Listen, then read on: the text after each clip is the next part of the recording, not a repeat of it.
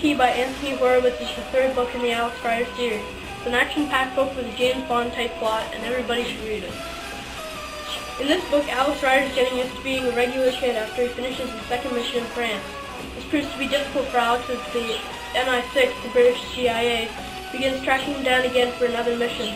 This mission provides Alex the opportunity to go to a fictional island called Skeleton Key, located just off the coast of Cuba. I really enjoyed the plot in the book because I really enjoyed James Bond movie series, and Alex Rider is basically the teenage version of James Bond. The main character of this book is Alex Rider. A teenage boy who begins working for the MI6 after his uncle, Ian Rider, a former MI6 agent, is killed on his latest mission. Alex is described as a 14-year-old boy with blonde hair, 5 foot 7 inches tall, and 140 pounds. And according to many characters in the book, Alex is a handsome boy that attracts many girls. I really like Alex Rider's character because he is a witty, intelligent person who I could relate to because he is in my age group. Alex is also very athletic. In the second book of the series, Point Blank, Alex snowboards down a mountain on an ironing board to escape the main antagonist of the book, Dr. Hugo Grief. And in the seventh book of the series, Alex kayaks down a river on a makeshift kayak. The main antagonist in Skeleton Key is General Alexei Sarov, a Russian general who plans to rule the world. The book begins at an airport in Skeleton Key where Sarov is waiting to receive a kilogram of uranium, enough to blow up a city. His plan is to send his bomb up in Russia next to some nuclear submarines and blow it up.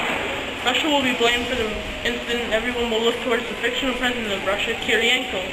What the rest of the world doesn't know is that General Sarov is going to show edited footage of Kirienko being a drunken idiot.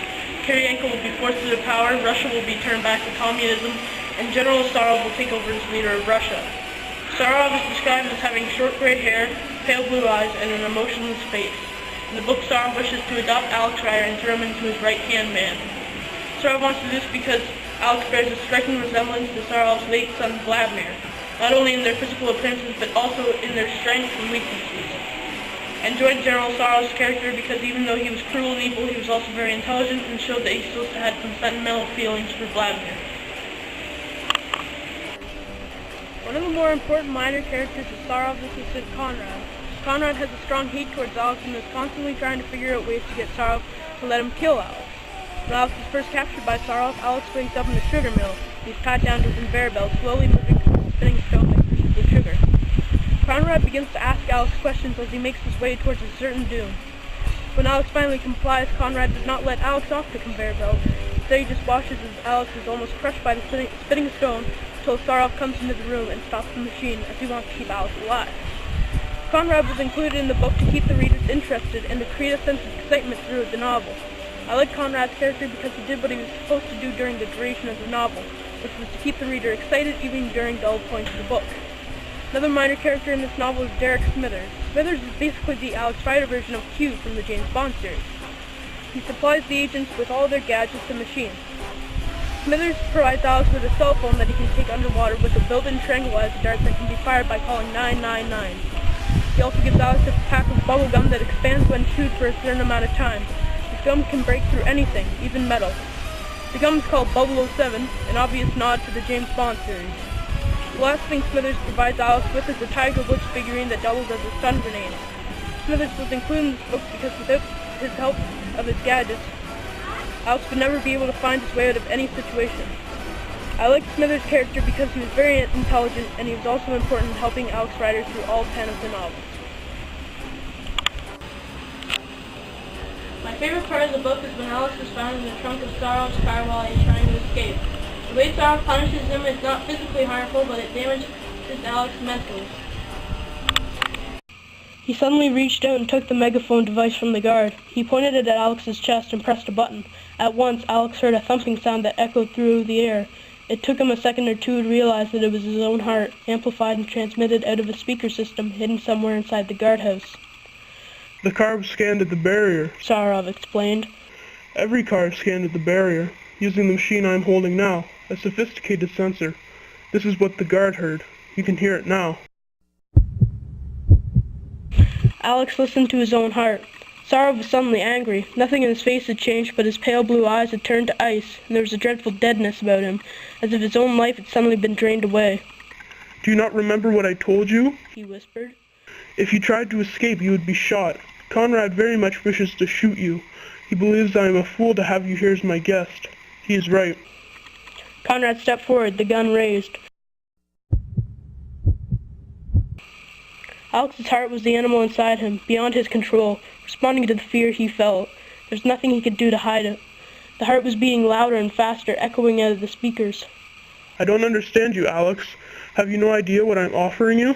Did you not hear a word that I said? I offer you my protection and you make an enemy of me. I want you to be my son, but you force me to destroy you instead. Conrad touched the gun against Alex's heart. Listen to the sound of your own terror. Do you hear it? And then you hear silence. It could be just a few seconds from now. That is when you know you will have died. Conrad's finger tightened on the trigger, and Sarov turned off the sensor.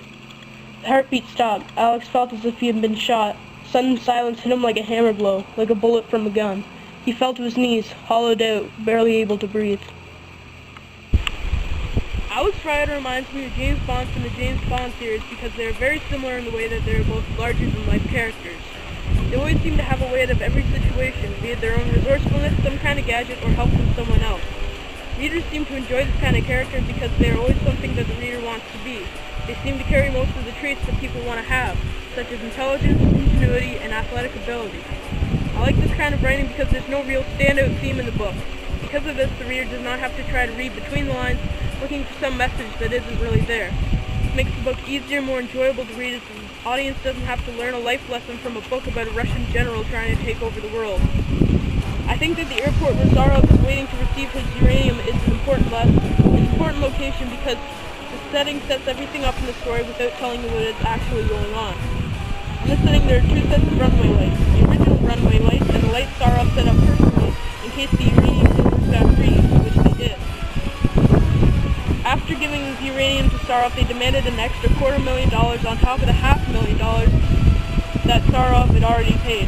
Since they did this, Sarov had to use his secret lights, and as the plane was taking off, Sarov turned off the real runway lights for a short time, leaving the pilot driving in the dark. Sarov then turned on his set of lights, which led the plane straight into the mangroves where the pilot and the dealers were eaten by crocodiles. For this book, it was very hard to pick out a theme considering it's just a book about a kid on a secret mission. Nevertheless, I was able to find a theme that suited this novel perfectly.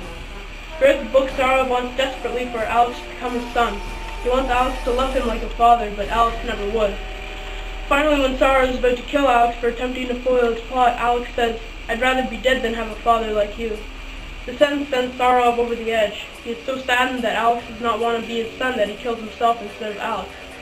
This scene shows that the theme of the book is that no matter how evil and terrible a person may seem to be, there's also always some good in him. The good in Sarov in this case was the sentimental feeling he had for his son, and his desperate desire to get him back.